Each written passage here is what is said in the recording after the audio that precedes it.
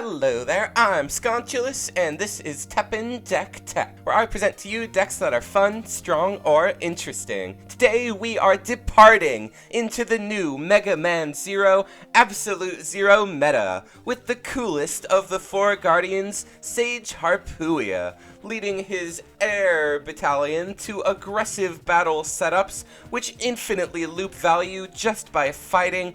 This is the flashiest new deck in TEPPEN. Starting things off, we have a brief tutorial from completely forgettable NPC Hibao. He has energy, gain +1/+1, meaning every time this unit collects 5 energy points, it gains its energy effect. For Hibao, that means if you play him to block a single time, he will already be a 3/6 by the time he attacks. This makes Hibao a great blocker, or a turn 1 aggro play, and even a game-winning threat.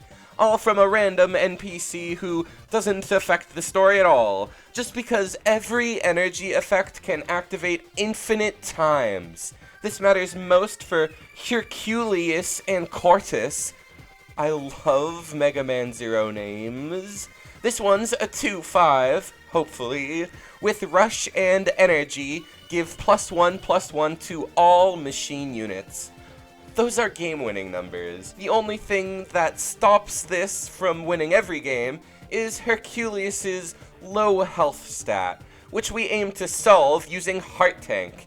It's as simple as that. Just pop your super on whatever unit is game-winning, and that's Herculius. Sometimes you can use it on a second lane to win in 2 lanes, but mostly just use it on the card that matters.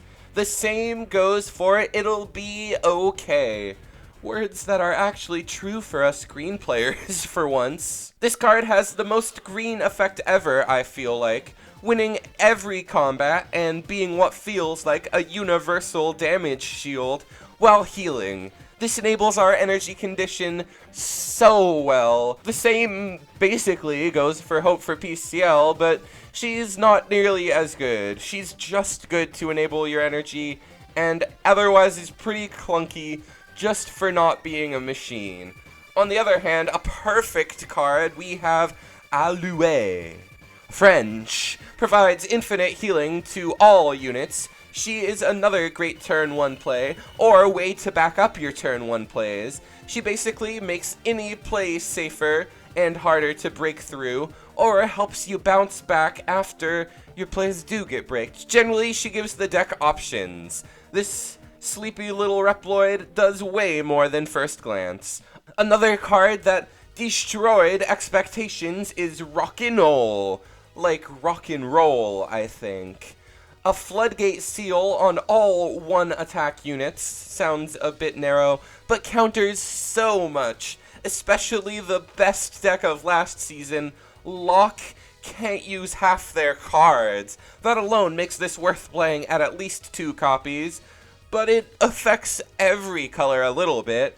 Green loses their Chef Meowscaleur, black loses the new growth cards, red doesn't really care. But she is so game-winning and cheap that we have to play her. Rounding out the support, we have 2 Doik, who gives us more machines to ensure our buffs go off, buffs our units, and helps us find the cards we need. He's just a solid okay kind of card that helps the deck function. And the final ace of our battalion, we have the thunderous finisher Aztec Falcon. A 3/5 with rush that threatens combo is all this card needs to be.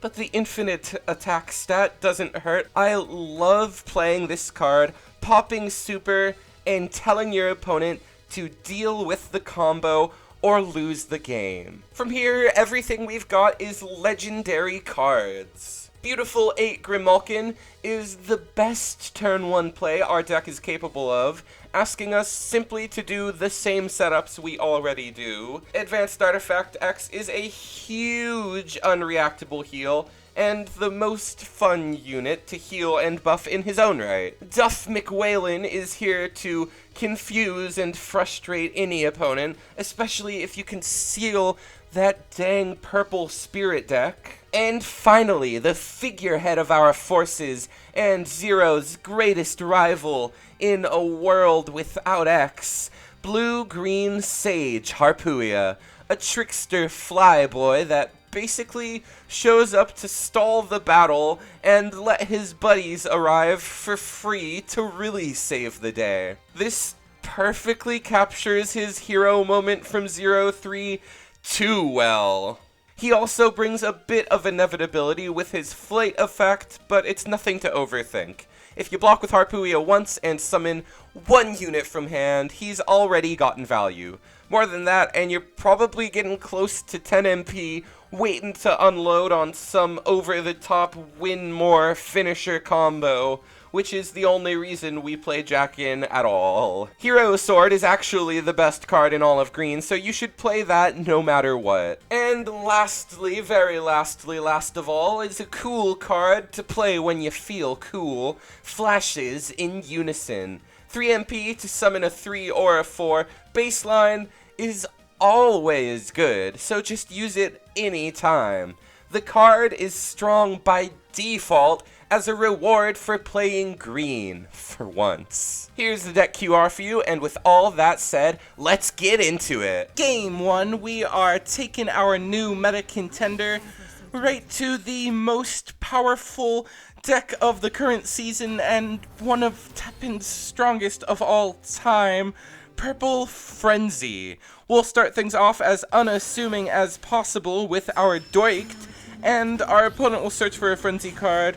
We will thankfully have the opportunity to go for our strongest turn 1 play, getting ourselves a couple +1/+1s thanks to beautiful 8 Grimalkin, and drawing into our Herculius and Cortis, which will turn on our 1 MP seal for their spirit. This is the other thing that we 100% need to have any chance in this matchup. We need to seal every single one of their spirits, and thankfully we have already drawn into our next Cyber Elf. We will use our Heart Tank to protect our Herculius to ensure that we can seal their next spirit as well, and we are able to even punish the Death's Art, which if our opponent had waited for the seal, they would have gotten the massive punish instead. We clear the board, and our opponent has one last chance, but it's not enough. We take game 1. Game 2.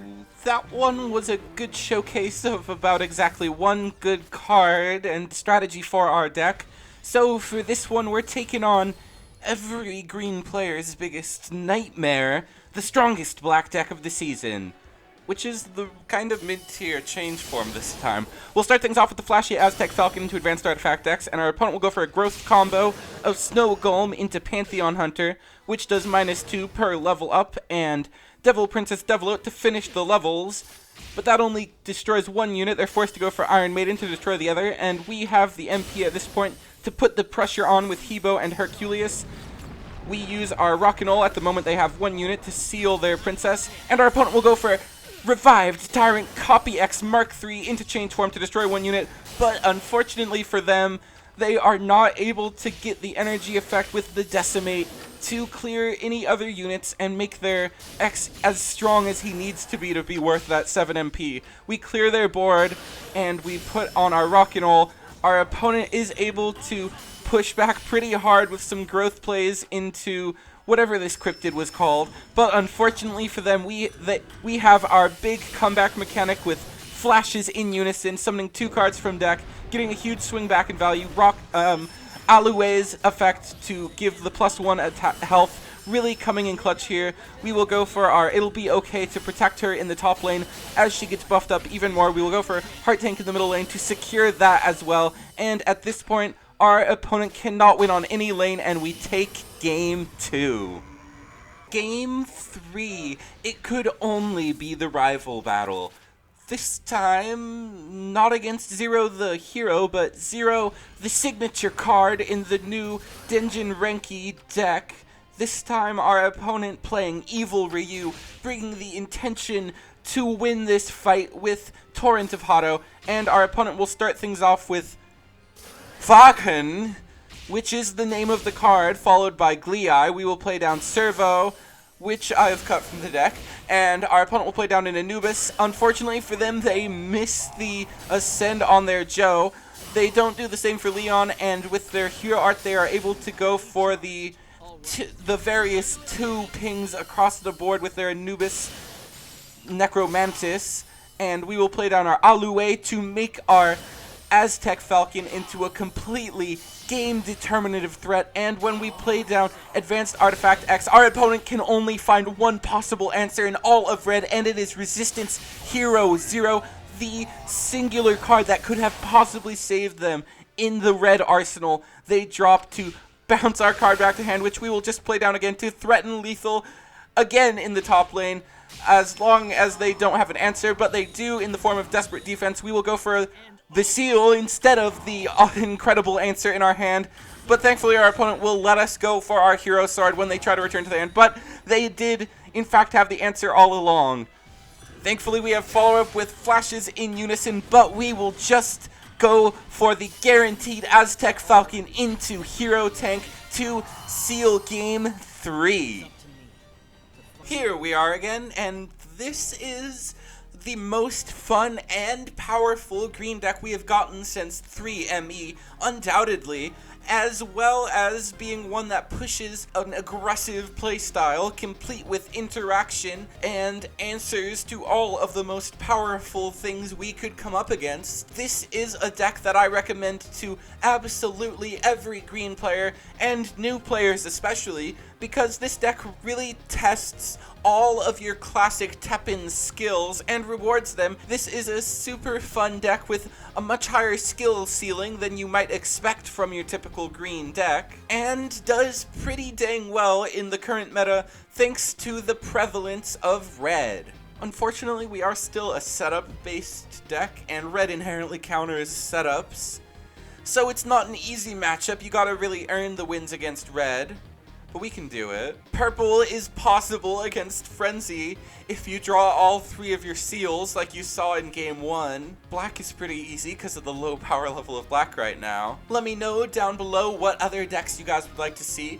I've been working on a 2-color Chun-Li's Stall Burn deck, which I'm excited to show off, and I'm sorry for having created. I also have a budget version for you here, of course. We're still playing the 3 Herculius, but we're able to play the common Rico and supplement her as kind of our new build around of the deck. Thank you guys for watching. Please like the video if you liked the video, subscribe if you subscribed. Once again, I'm Herculiuses, and I'll see you in the next one.